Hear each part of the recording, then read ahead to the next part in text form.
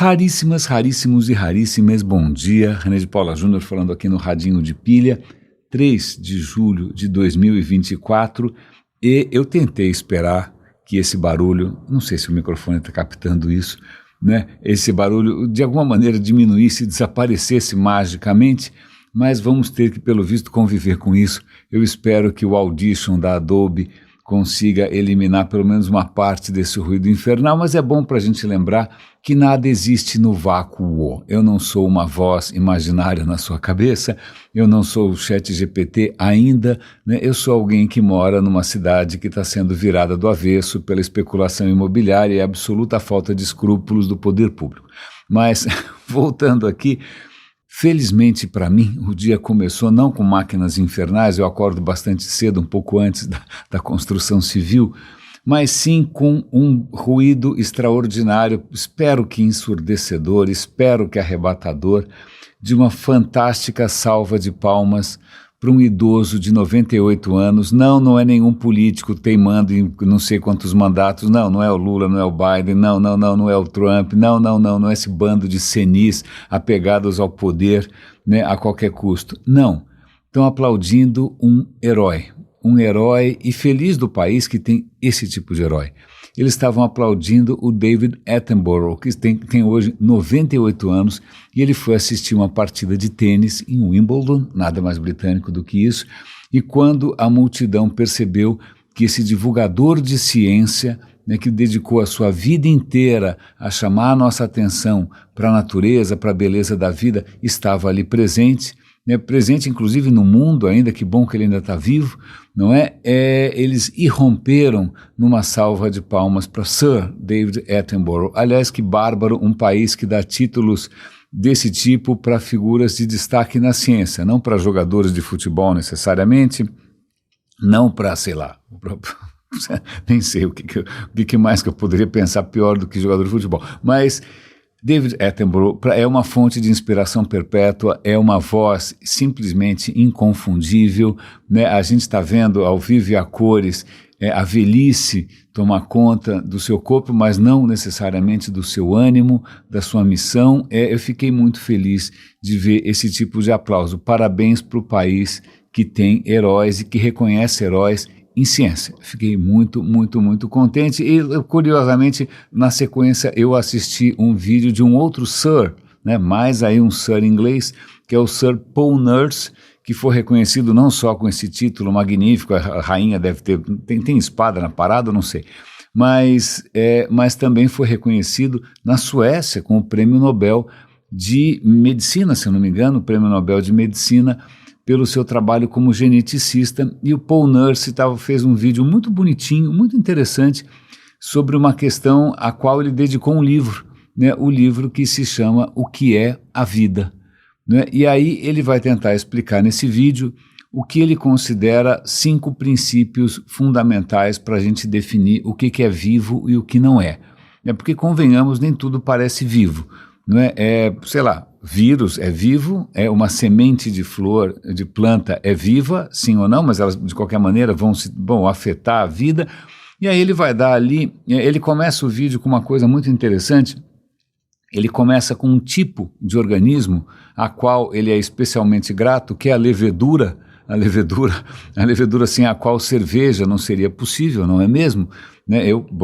Pelo visto ele gosta de cerveja menos do que pão. Pão ele deixou por último, né? Mas você tem pão, você tem cerveja, várias coisas são feitas a partir de levedura, e levedura é viva. Levedura é uma forma de vida, né? Se você pegar inclusive o código genético da levedura, você vai encontrar ali o mesmo gene, praticamente o mesmo gene que existe dentro das suas células. Você é feito de células, como a levedura é feita de células, né? E o código genético da levedura está presente nas suas células, que tem um papel idêntico, tanto que você pode intercambiar, você pode colocar esse gene humano na levedura e você vai fazer cerveja do mesmo jeito, não é? Mas é um gene que diz respeito à divisão das células, que é como as células se multiplicam. Então veja, o mecanismo pelo qual a vida aprendeu a se reproduzir, né, a se expandir, foi inventado mais ou menos, quer dizer, ele surgiu há 1,5 bilhão de anos, né? Naquele momento não existia você, não existia nenhum nada parecido, né? As criaturas são ancestrais de tanto suas quanto da levedura, né? Se a gente tem parentes comuns, né? Mas o que é interessante é ele chamar a atenção para esse mecanismo tão arcaico, tão antigo, né, que surgiu há 1,5 bilhão de anos e que faz com que suas células se dividam. Ele vai falar um monte de coisa, ele vai falar que a vida tem essa capacidade, na verdade, o resumo dele é mais ou menos o seguinte, né? Vida são células, as células são praticamente maquininhas, né, onde acontecem processos químicos, são maquininhas químicas, bioquímicas, que processam informação.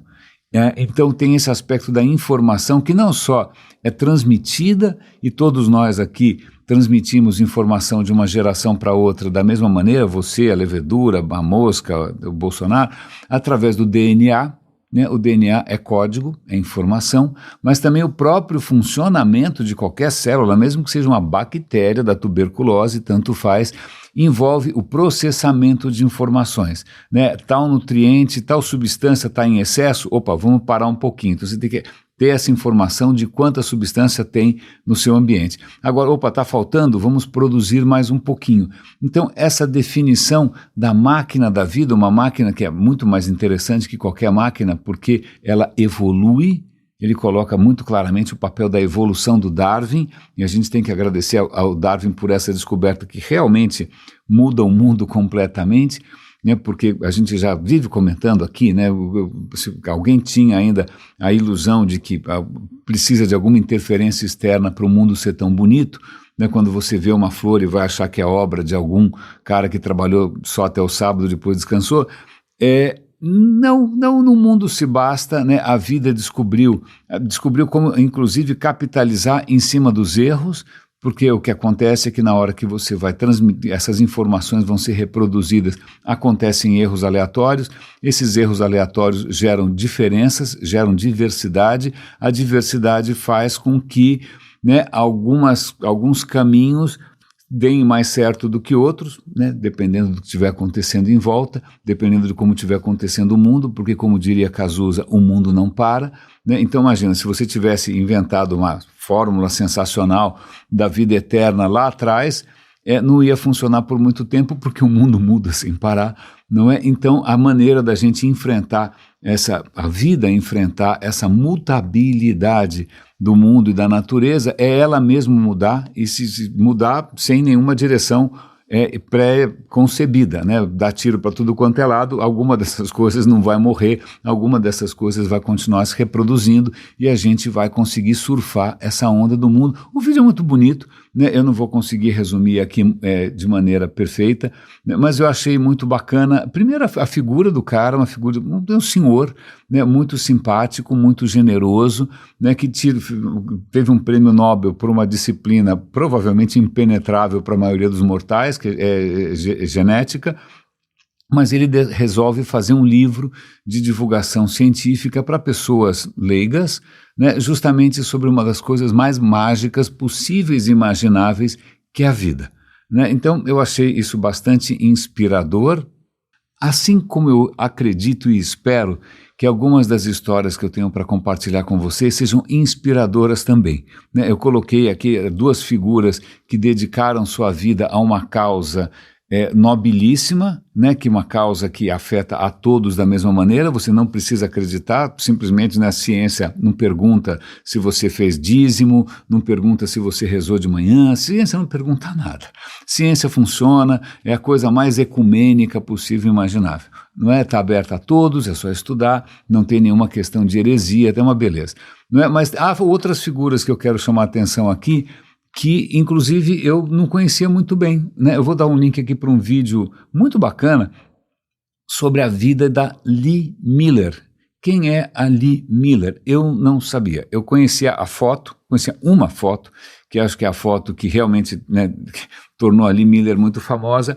É uma foto de uma mulher, que é a própria Lee Miller, numa banheira, tomando banho na banheira, não está peladona, não tem nada muito explícito, mas ela está ali se lavando na banheira, né? Se você prestar um pouco atenção, ok, na borda, no chão, tem umas botinas imundas, o chão ficou sujo por causa das botinas, né? Do lado direito, ali numa penteadeira, tem um busto grego, uma estátua grega, seja o que for, uma coisa meio clássica, né? Só que do lado ali da banheira tem um retrato do Adolf Hitler.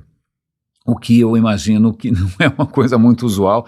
Eu espero que não haja muitas pessoas tomando banho com o retrato do Hitler, mas ela colocou ali de propósito para deixar bastante visível que ela estava tomando banho na banheira do Hitler. Sim, o que acontece, a Lee Miller é um personagem absolutamente extraordinário, né? Ela começa, a vida vale a pena ver porque é uma vida que hoje em dia invejável, eu acho invejável, né? Porque ela muito rapidamente se torna uma moça inteligente, muito bonita, ela se torna modelo, e aí ela modela acho que em Nova York, se eu não me engano, num belo momento ela vai para Paris, em Paris ela vai conviver com aqueles gênios da arte, tipo Picasso, Man Ray, ela convive com essa galera toda na década de 20, não é? Vira musa do Man Ray, acaba virando amante do Man Ray, algumas fotos do Man Ray, inclusive o Man Ray, se você não conhece, é um artista surrealista sensacional, né? Algumas fotos tem a Lee Miller como modelo, ela mesma resolve virar uma fotógrafa surrealista também, desenvolve algumas técnicas extraordinárias, que é a solarização, para tornar as imagens um pouco mais reais, não é? Aí o que acontece, ela volta para Nova York, continua trabalhando, começa agora a fotografar para a revista Vogue, começa a fotografar moda, mas quando se aproxima a Segunda Guerra Mundial, quando começa a Segunda Guerra Mundial, ela falou, para tudo, eu quero ser mais do que uma fotógrafa de moda, eu quero registrar o que está acontecendo. E ela vira uma fotógrafa de guerra. Então, essa foto da Lee Miller, aí se explica, na verdade ela chegou até Munique, no finalzinho da Segunda Guerra Mundial, ela tinha anotado ali qual era o endereço da casa do Hitler em Munique, né? Estava abandonada, claro, Munique já tinha sido conquistada, e ela resolve tomar um banho na banheira do cara, uma decisão que eu não sei se eu teria coragem, mas acho que é meio sinistro, né? Você tomar banho no lugar em que o Hitler já sentou ali pelado, aquela figura patética, ridícula, aquele loser, não é? Mas tem um sentido especial ali, porque ela estava sujíssima, imunda, né? As botas estavam muito sujas, sobretudo depois de visitar os campos de concentração do Holocausto. Ela fotografou Dachau. Ela tem algumas das fotos mais impressionantes, mais vivas, mais impactantes de campos de concentração que estão sendo libertados pelos aliados, são da Lee Miller. Então, imagina, você está pisando num terreno maldito, você está pisando sobre cinzas humanas, você está o tempo todo cercada de morte. Em algum momento você quer se livrar disso, né? Das memórias ela não vai se livrar nunca mais.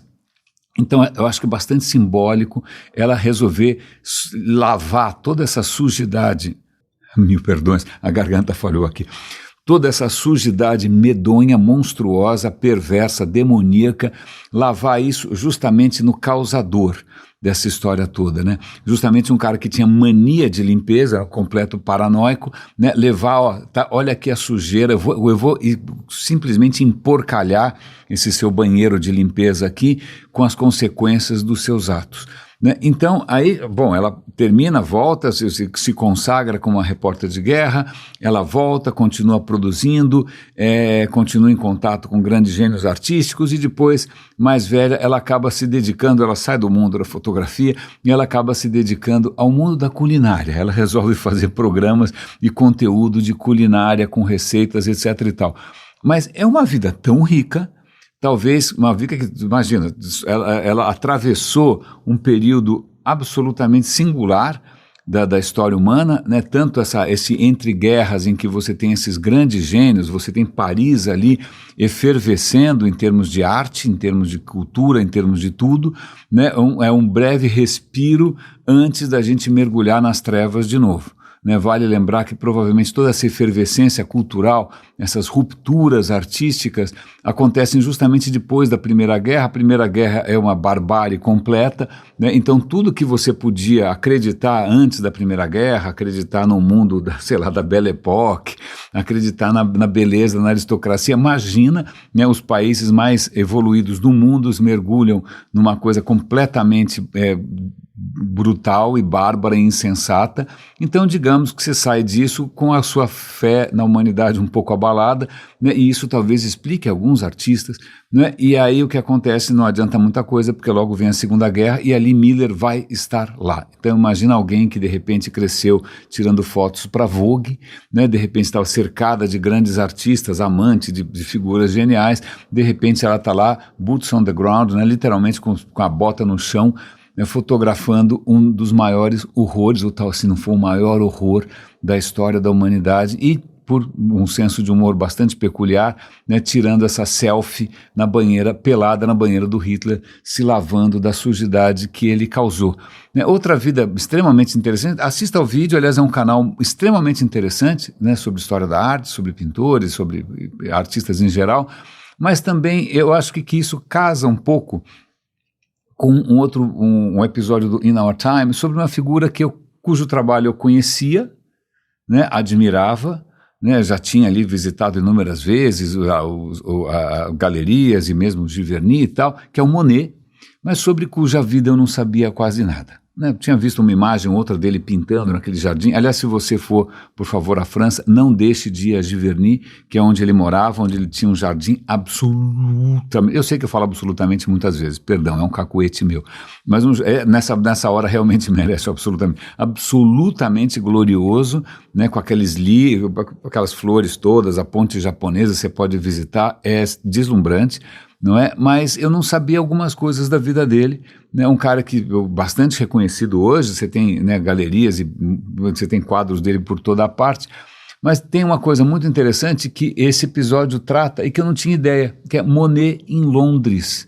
Você fica pensando no Monet, você fica pensando naquelas pinturas quase abstratas, um impressionismo bastante exacerbado, não é? Quase abstratas, da natureza, você fala Londres, e aí você vai lembrar que sim, alguns quadros dele muito famosos, né, são em Londres, são na ponte não sei da onde, o sol nascendo em cima do Tâmisa, são quadros fantásticos. A questão é a seguinte, Monet faz uma boa parte da sua obra, mais de 100 quadros, em Londres. Por que ele vai para Londres? Né? Ele é um francês, tão parisiense, não é? O que acontece com esse cara? Acontece que Napoleão III resolve entrar em guerra com a Prússia. Que beleza, que ideia de jirico, né? E aí o Monet fala, tô fora, eu não vou querer me alistar, eu não vou querer morrer, isso é uma completa insanidade, eu vou embora daqui. E para fugir da guerra franco-prussiana, né, que foi um horror, Paris foi cercada, sitiada, uma barbaridade, ele pega, faz a trouxinha dele, ele era pobre, ele não tinha muita grana, mas ele vai para Londres. E em Londres ele fica fascinado com algo que não existia em Paris, que é o fog, que é a neblina. Que a neblina não só a neblina natural, névoa, né, sei lá, vapor d'água. Não. O fog é o smog, vamos chamar melhor, que é essa mistura de fumaça das chaminés, do carvão, da indústria, com esse tempo londrino que já não é nenhuma maravilha. Né? Então, quando ele vê a cidade coberta com essa névoa, que dissolve tudo, dissolve os contornos, dissolve as cores, né? Fica tudo muito incerto, ele fica fascinado e ele começa a pintar ali dezenas e dezenas e dezenas de quadros ali do que ele estava vendo, né? Da janela do Hotel Savoy, dezenas de quadros tentando capturar justamente as mudanças, a mutabilidade, a imprevisibilidade desse jogo de cores e essa sinfonia maluca visual provocada pela poluição de Londres. Veja, ele passa algum tempo em Londres, produz uma quantidade brutal de pinturas que ele inclusive imagina serem expostas todas de uma vez, e falou, não, vocês pelo amor de Deus não me separem isso, tem que ser tudo de uma vez, né, porque isso daqui é uma série, não é elas não se explicam sozinhas.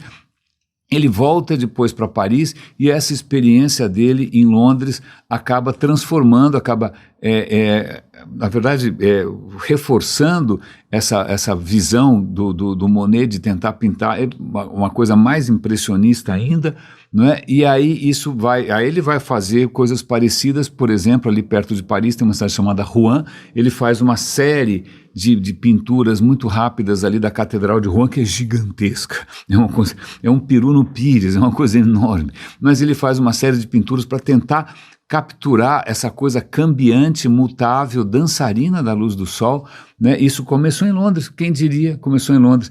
E aí o que acontece, ele volta para Londres 30 anos depois, já um pintor mais maduro, já agora com mais dinheiro, mais bem sucedido, que o cara tinha comido o pão que o diabo amassou, ele vai para lá porque em Giverny, nesse jardim, nessa casa, que é um jardim que ele morava, aconteceu uma tragédia familiar, ele perde uma filha, a mulher entra em parafuso, entra em depressão profunda, e aí ele resolve se afastar um pouco da França, afastar um pouco de Paris, e vai para Londres de novo pintar uma série incrível de mais ponte, mais pôr do sol e mais neblina. Dessa vez ele fica num andar um pouco mais alto do Savoy para ver a neblina de cima, né? menos mal para não ter que respirar aquela porcaria. Mas, ok, absolutamente fascinante. De novo, histórias de vida que só poderiam ter acontecido num certo momento, né?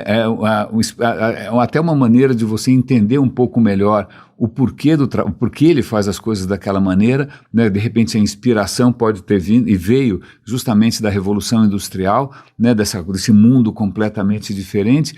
E aí eu vou pular para mais eu comecei a pesquisar uns episódios mais antigos ali, do The Rest is History, que eu gosto bastante, vocês sabem disso, né? Eles estão começando uma série agora sobre outra vida extraordinária, que é a vida de Cleópatra, e aí amanhã depois eu conto para vocês, eu só comecei a ouvir, mas eu fui dar uma olhada em episódios anteriores e eu vi que eles fizeram um episódio inteiro sobre alguém que eu admiro imensamente, que é o George Orwell, o cara que escreveu Revolução dos Bichos, o cara que escreveu 1984, o cara que escreveu uma batelada de coisas. Aliás, se ele escrever bula de remédio, eu leio, né? Eu gosto imensamente da escrita do George Orwell, que não se chama George Orwell, o nome dele é Eric Blair.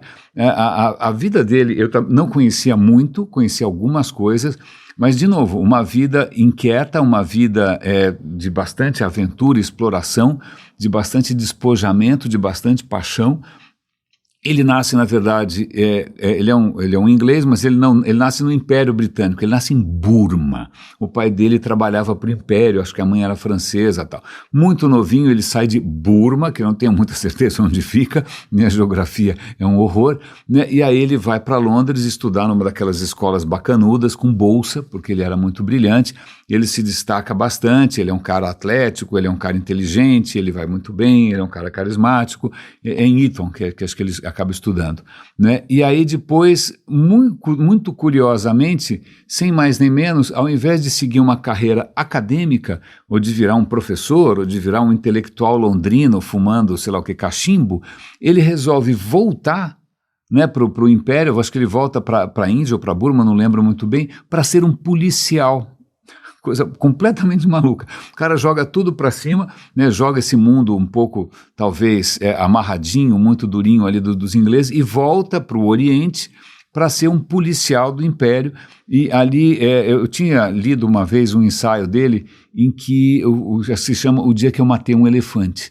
E aliás, é uma história absolutamente extraordinária, e agora eu entendi o contexto. Ele realmente estava ali na Índia com a função de ser um policial britânico, não é um elefante mata alguém, aí a população toda quer que, afinal ele é um representante da lei, que ele mate o elefante. Ele não quer matar o elefante, mas ele acaba sendo obrigado a matar o elefante, não porque ele é um colonialista britânico desalmado, mas porque, curiosamente, o colonizado espera do colonizador uma série de coisas que nem necessariamente o cara estava interessado.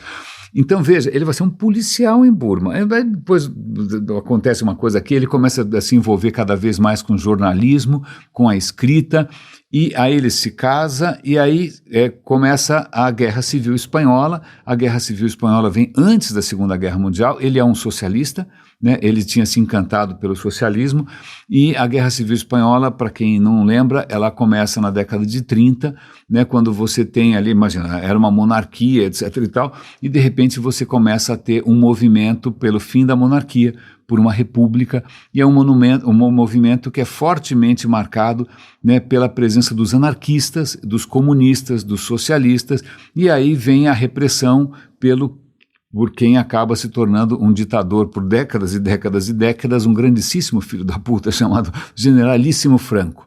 né? Então começa uma guerra entre essas forças do Franco, as franquistas, e as forças republicanas. Os alemães que estavam já preparando a Segunda Guerra, quietinhos, eles acham que essa é uma excelente oportunidade para testar equipamento, para testar táticas de guerra, para testar essa guerra relâmpago, né, que é a Blitzkrieg. Então eles usam lá a Guerra Civil Espanhola, é lógico que eles estão apoiando os filhos da puta, claro, o Franco, e o que acontece, o massacre, já que a gente falou de Picasso, o massacre de Guernica é justamente os alemães testando, né, armas, bombas incendiárias num povoado que devia estar na Idade Média ainda, não tinha nem a menor ideia do que estava acontecendo. Mas, pois bem, a Guerra Civil Espanhola é uma atrocidade, é horrível, né? Os alemães infelizmente apoiam e muitos intelectuais acabam pegando em armas e vão se juntar à causa republicana. Então o George Orwell, que tinha acabado, na época ele chamava Eric Blair ainda, ele tinha acabado de casar, faz 6 meses que ele tinha casado, ele falou, eu tenho que ir para lá, eu tenho que ir para lá. Ele pega em armas, vale lembrar que ele já tinha sido um policial, né? E ele vai ajudar. Sobretudo, ele vai se aproximar de uma facção ali, política chamada Partido Operário, Obreiro, sei lá o que, marxista, na verdade eram anarquistas, né?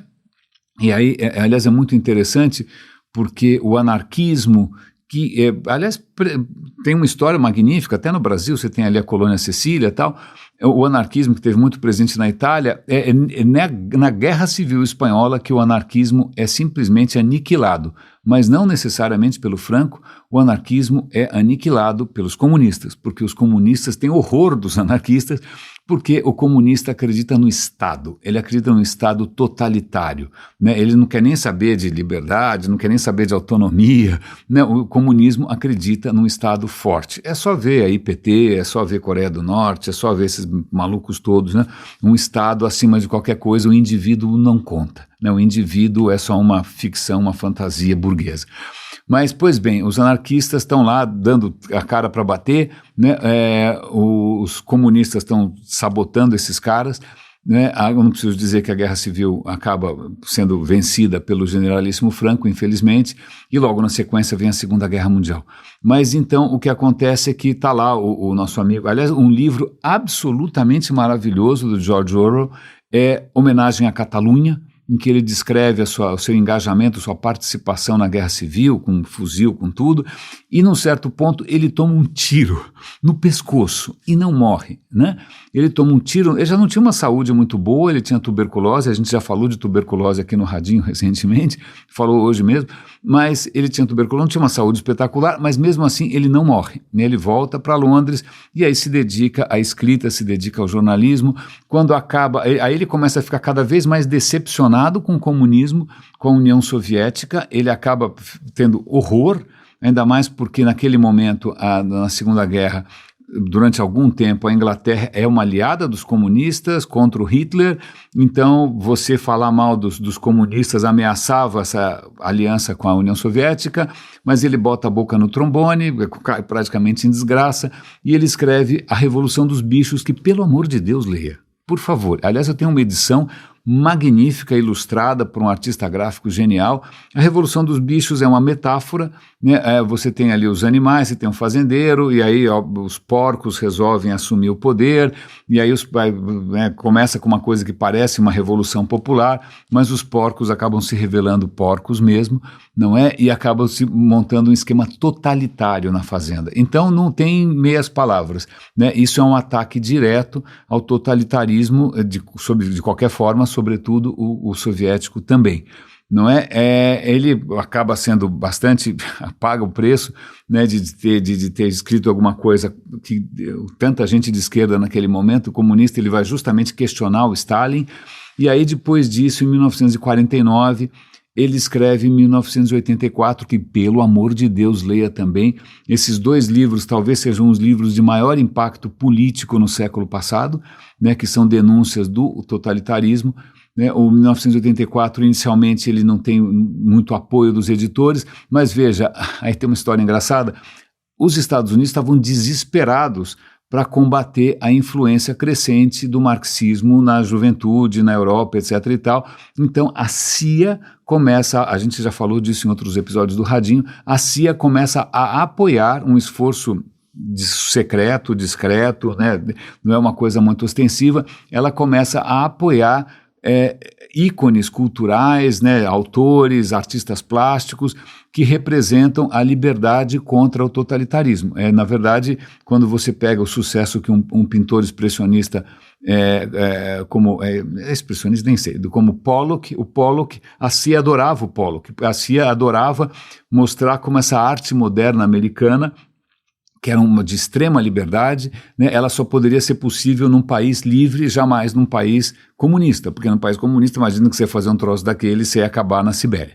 Não é? Então a CIA começa a apoiar com muito dinheiro autores que servem contra esse avanço da mentalidade comunista, e o George Orwell acaba sendo usado, esse livro de 1984, acaba sendo alardeado aí, tá vendo? Olha aí o totalitarismo. Então talvez se você conheça hoje o George Orwell, se ele é tão, não só pelo seu próprio valor, mas ele também foi alavancado por questões ideológicas, e vale a pena lembrar que quem cunhou o termo Guerra Fria para descrever o que acontece no pós-guerra, depois da Segunda Guerra, é o próprio George Orwell. Mas ele vai morrer depois de tuberculose, doente e tal, mas o que é muito interessante de novo, são vidas, pegando a vida da Lee Miller, pegando a vida do George Orwell, pegando a vida do Monet, são vidas que estão atravessando períodos da história, né, e que o cara realmente deu a cara para bater, resolveu se expor, resolveu, né, ampliar seus horizontes. Eu acho isso absolutamente extraordinário. Né? É lógico que, bom, eu já comentei aqui várias vezes, que acho que uma das músicas que mais influenciou a minha existência um pouco tumultuada foi aquela música do Gilberto Gil, Se Oriente Rapaz pela constelação do Cruzeiro do Sul, Se Oriente Rapaz pela constatação de que a aranha vive do que tece e vê se não esquece pela simples razão de que a vida merece consideração.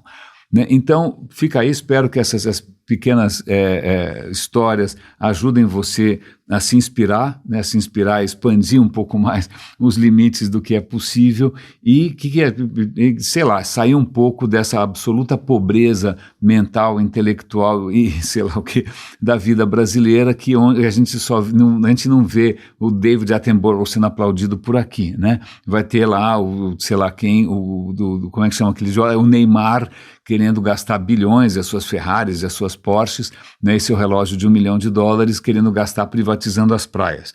Né? Cada país tem um ídolo que merece. Aliás, acho que para encerrar, eu tinha comentado, acho que ontem estava falando de improviso aqui, como sempre, e eu mencionei rapidamente o shintoísmo japonês, sobre o qual eu não sabia praticamente nada. Então eu vou compartilhar com vocês um link, que como sempre está aqui na descrição do episódio, está no radinhodepilha.com, está no nosso canal no WhatsApp, no nosso canal no Telegram. Eu vou compartilhar um link com uma conversa com o ChatGPT, que virou meu grande interlocutor para assuntos aleatórios, que eu perguntei sobre como que o shintoísmo, nem sei, vamos chamar de religião, né, japonesa, lida com o pós-vida, com o além, né, porque essa é uma questão, né, nem toda religião tem muita clareza sobre o além. A religião judaica não estava muito preocupada com o além, tá, sei lá, mas é uma questão do Novo Testamento, né, do paraíso e tal. Mas aí, para mim, ele deu uma explicação muito boa no shintoísmo. Sim, quando você morre, você, em princípio, se você foi uma pessoa boa, você pode se tornar um kami, né? Sei lá, uma coisa espiritual que pode ajudar, etc e tal, e você tem um culto aos antepassados, tem um lugar para onde vão todas as almas mortas, né? Os mortos ficam ali, se o cara for mais bonzinho. Eu não vi nada muito infernal. Né? Então tem essa história da kami, você pode se tornar o kami. Aí eu falei, pera, tanto só, kami, se eu não me engano, isso se aplica, não, a mais do que humanos. Aí o ChatGPT confirmou, sim, várias coisas podem ter alma, nessa visão japonesa. Pode ser um objeto, pode ser uma faca de cozinha, se você for um chefe. Não, se a faca de cozinha for muito importante para você, ela tem alma, você vai sepultar, você vai cultuar depois, como se fosse um caminho importantíssimo, uma espada, um espelho, né? Coisas podem ter caminho. Eu não perguntei, mas depois eu associei com esse fascínio que os japoneses têm pelos robôs. Porque se tudo pode ter alma, então o robô também pode ter alma, e não tem uma diferença tão grande assim com relação a pessoas ou não pessoas, certo? Certo. Então eu estava ali contando essas histórias todas, e ele mencionou que, na verdade, o shintoísmo é mais complexo porque ele tem interferências do budismo, influências, né? Aí eu pensei, budismo, é verdade. Aí eu aproveitei a deixa para fazer algumas perguntas e falei, eu nunca entendi, né? Eu sempre fiquei muito intrigado porque o Buda vem com ensinamentos relativamente claros, né? O Buda é o Buda, etc. E tal. E aí quando você vai ver, isso se deriva, isso se multiplica numa variedade simplesmente inacreditável de deuses e céus e infernos, cara, vira um panteão insano, inúmeros tipos de budismo, né? Eu lembro que tem um templo aqui perto de São Paulo, eu fui uma vez, todo mundo acha lindo, eu achei uma coisa pavorosa, porque tinha umas divindades estranhas, coloridas, eu falei, cara, desculpa, eu achei que o budismo fosse uma coisa um pouco mais... Né? Mas aí ele fala sim, mas isso não é tão contraditório assim, porque o Buda provavelmente... Eu pergunto, o que o Buda acharia dessa história toda? Se ele visse esse carnaval todo que virou budismo? Não, olha, em princípio ele acharia legal, porque isso significa que a mensagem está sendo adaptada à realidade de cada um, né? Que tem que respeitar as diferenças, que de repente o caminho para você chegar ao coração dos homens pode justamente passar por esse tipo de liberdade. Então ele deu uma resposta bastante, sei lá, me tranquilizou um pouco, né? O cara não acharia ruim, porque o importante é que você passe os ensinamentos. É lógico que ele ficaria preocupado quando você fica prestando mais atenção naquelas divindades esquisitas do que no ensinamento básico, tal. Mas aí eu fiquei mais dúvidas teológicas sempre. Eu falei, olha que engraçado, porque eu estou vendo aqui um certo paralelo entre o budismo e o cristianismo, no sentido que os dois imaginam que esse mundo é um mundo transitório, que a gente tem que superar esse mundo, esse é um mundo de sofrimento, né, e que a gente tem que focar numa coisa incorpórea. Mas ele me corrigiu, né, o ChatGPT me corrigiu, falou, calma, tem uma diferença aqui. Sim, o cristianismo pode ser, inclusive, associado a um desprezo pela natureza, a um desprezo pelo meio ambiente, porque, em primeiro lugar, esse é um lugar de sofrimento, esse é um lugar imperfeito, né? Esse é um lugar de corrupção, de pecado, de desejo, etc, etc. O importante, obviamente, é o céu, né? Mas também porque, em algum lugar lá no Gênesis, fala, você tem o domínio sobre tudo, esse mundo é seu, faz o que você quiser, né? Que é o que a gente vem fazendo, infelizmente, com resultados bastante nefastos. Então, sim, o cristianismo, com essa história de colocar esse mundo como se fosse uma coisa inferior, que aliás não é novidade, Platão também fazia isso, né, com essa história de achar que esse é o mundo verdadeiro, é um mundo eterno das formas, né, esse mundo aqui é o caos, é uma bagunça, tudo estraga, tudo azeda, então vem de longe, não é só, o cristianismo não é tão original assim nesse desprezo por tudo que muda, não é? Mas aí ele colocou que o budismo, por outro lado, e acho que até vale a pena, eu até vou abrir aqui o ChatGPT para não ser leviano, ele comenta uma coisa interessante, quer ver, ó? Em primeiro lugar, o budismo, na forma Mahayana, que eu não conhecia, óbvio, né, ele prega o seguinte, a vida se conecta à vida, nós somos interdependentes da natureza, nós somos criaturas de uma rede de existência interconectada. Palmas para o budismo. Não mais, não só, tem o que eles chamam de ahimsa, que é o princípio de não fazer mal, de não fazer dano. Isso é central na ética budista. Se bem que os budistas no Japão apoiaram os kamikazes, bom, tudo bem, mas tudo bem. Em princípio, tem essa questão de você não prejudicar, não causar sofrimento nas criaturas vivas, né? E que, bom, bacana. Mais uma terceira coisa. O budismo chama a atenção, sim, para o seu corpo, né? Ok, que você tem que transcender, etc e tal, mas você tem que reconhecer o seu corpo como uma parte importante do caminho, aí tem todas as técnicas de meditação, né, de saúde, etc e tal. E por último, tem essa reverência pela vida, né? Reverência pela vida orgânica, pela vida biológica, pela vida material, né? Muitas tradições budistas advogam pelo vegetarianismo e direitos dos animais, estendendo a sua compaixão, que é uma coisa muito interessante, a todas as formas de vida. Então veja só, estou aqui, estou compartilhando isso com vocês, vou dar o link também para essa conversa com o ChatGPT, para tentar perceber alguns nuances aqui, algumas coisas que se perderam, que a gente podia ter prestado um pouco mais atenção, e também para entender as consequências de algumas coisas que talvez não tenham sido uma ideia tão boa assim. Ufa, foi uma jornada talvez tão aqui aleatória, imprevisível e movimentada e atrapalhada quanto as existências da Lee Miller e do George Orwell e do Monet, mas, aliás, eu quero agora no final, para aqueles que chegaram até aqui, convidar vocês a assistir a conversa que eu tive com a Liliane Ferrari num evento chamado Sem Tempo para Gurus, No Time for Gurus. A conversa foi ótima, foram uns 40 minutos, foi muito divertido, eu improvisei completamente, eu não sabia nada, não sabia o que iam perguntar, não sabia patavina, e ficou um belo registro, e ali eu coloquei uma coisa que acho que pauta, inclusive, o que eu estou fazendo aqui. Eu não sou um exemplo de criador de nada, porque o radinho não se sustenta, o radinho está em pé simplesmente porque eu quero e eu pago as contas, não é um projeto sustentável, não, é simplesmente um exercício meu deliberado. E eu coloquei, olha, eu não sei se eu sirvo de referência, se eu sirvo de padrão, mas eu tento me pautar por duas coisas, integridade, ou seja, eu estou sendo ético, eu estou sendo correto, eu estou sendo intelectualmente honesto, e também por integralidade, eu me coloco inteiro naquilo que eu faço. Essa integralidade, essa integridade me pautam aqui no Radinho, no Roda e Avisa, no Leia Vale a Pena, seja o que for. Aonde isso leva a Porsches e Mercedes e sei lá o que, aviões particulares? Não, mas pelo menos eu tenho história para contar e eu espero estar fazendo um impacto, eu espero me sentir aqui interconectado com outras formas de vida e causando um impacto aqui que incrementa a vitalidade de todos nós. Espero que sim. Raríssimas, raríssimos e raríssimes, um grande abraço, cuidem-se e até amanhã.